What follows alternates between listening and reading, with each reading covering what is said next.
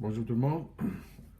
Alors, là, on a deux questions sur les miroirs courbes, que ce soit un miroir concave pour le numéro 17 ou un miroir convexe pour le numéro 18. En fait, qu'est-ce qu'on cherche? On cherche la hauteur de l'image. Alors, la hauteur de l'image d'un chat qui a 24 cm de hauteur est situé à 48 cm d'un miroir concave. Alors, je vous rappelle, un miroir concave, c'est un miroir convergent. C'est un miroir dont la surface résistante, c'est le creux. Et dont la longueur focale est de 18 cm. Je vous rappelle aussi, selon la convention de signe, pour un miroir concave, la longueur focale est positive. Pour un miroir convexe, c'est-à-dire la surface résistante, c'est la surface bombée, alors là, la longueur focale est négative. Alors, on cherche la hauteur de ce chat. Pour ça, c'est pour le numéro 17. Pour le numéro 18, on cherche toujours la hauteur du chat, mais si on va le mettre en face d'un miroir convexe, le miroir bombé.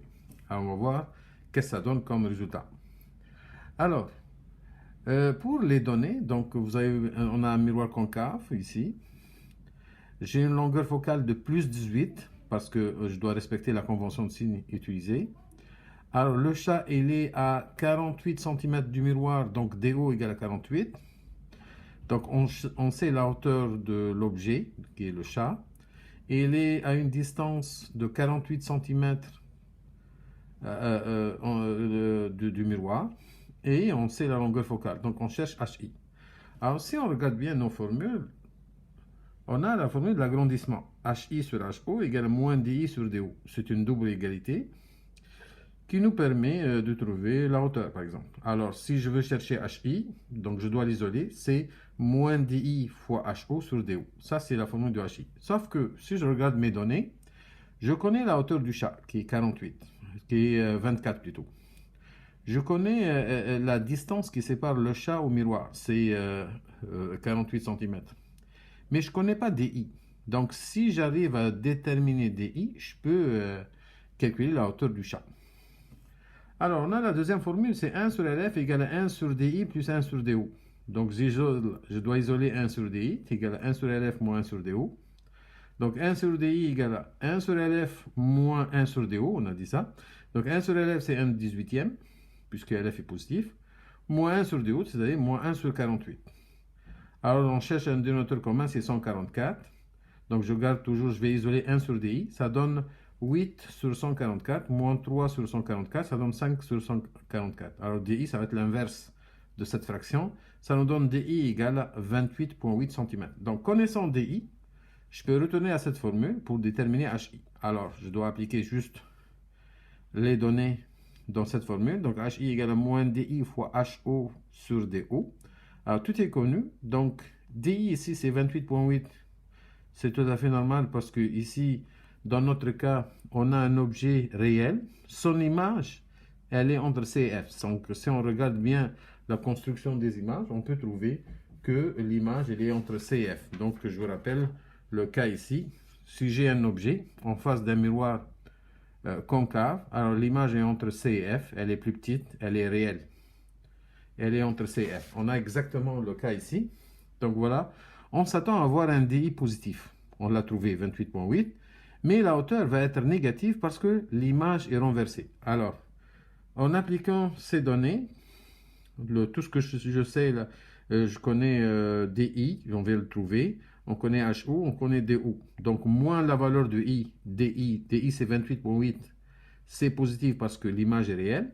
Donc, moins 28,8 fois HO qui est 24 sur DO qui est 48, on trouve que HI égale à moins 14,4. Alors le moins ici, c'est juste pour dire que l'image est renversée. Donc, pour la question maintenant 18, on veut chercher toujours la même hauteur HI, mais en utilisant un miroir convexe, c'est-à-dire un miroir divergent. La longueur focale d'un miroir divergent est négative. Alors pour la question 18, il dit quelle serait la hauteur de l'image du chat de la question précédente si on remplaçait le miroir par un miroir convexe. Donc, on a un miroir ici convexe. La surface réfléchissante, c'est la surface bombée. On sait que le foyer, il est derrière la surface réfléchissante. Donc, LF égale à moins 18. Ça, c'est selon la convention de signe. Alors, si je prends un objet qui est distant de 48 cm du miroir, donc c'est un objet réel, alors on va trouver dans ce cas une image virtuelle. Vous savez, tant que l'objet est réel pour un miroir convexe, l'image est toujours virtuelle, elle est droite. Et elle est plus petite aussi que l'objet. Donc, on garde la même hauteur du chien, du chat, c'est toujours le même chat.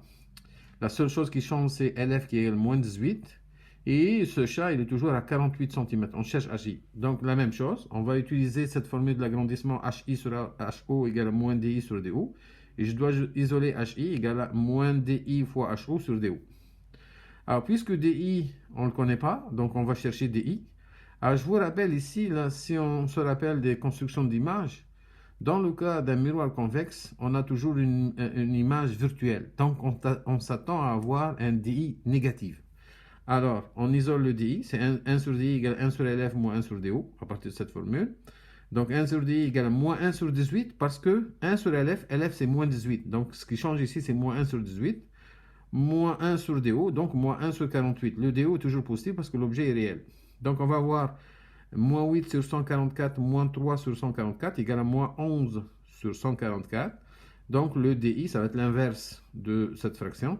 Ça donne moins 13,1 cm. On voit très bien, le moins, là, c'est juste pour dire que l'image, elle est virtuelle. Donc, on n'a rien ajouté. Donc, on le trouve dans la valeur. Donc, ce moins, ça explique que l'image est virtuelle. Après ça, pour trouver HI, on fait la même chose. On va utiliser la double égalité de tout à l'heure. Donc, HI égale à moins DI fois HO sur DO. Toutes les données sont là. Donc, moins la valeur de DI, faites attention, ici c'est moins 13,1. Donc, j'ai moins 13,1 fois 24 sur 48. Ça donne une hauteur de 6,55. Donc, vous voyez bien que la hauteur ici, elle est positive. C'est-à-dire que l'image, elle est droite. Donc, d'une façon générale, tant que l'objet est réel, dans le cas d'un miroir convexe, l'image est toujours virtuelle, donc son DI est négatif, mais elle est droite, donc son HI est positif. Et c'est ce qu'on vient de trouver. Donc HI égale à plus 6,55 cm. L'image, elle est droite. Voilà pour cet exercice. Merci beaucoup et à bientôt.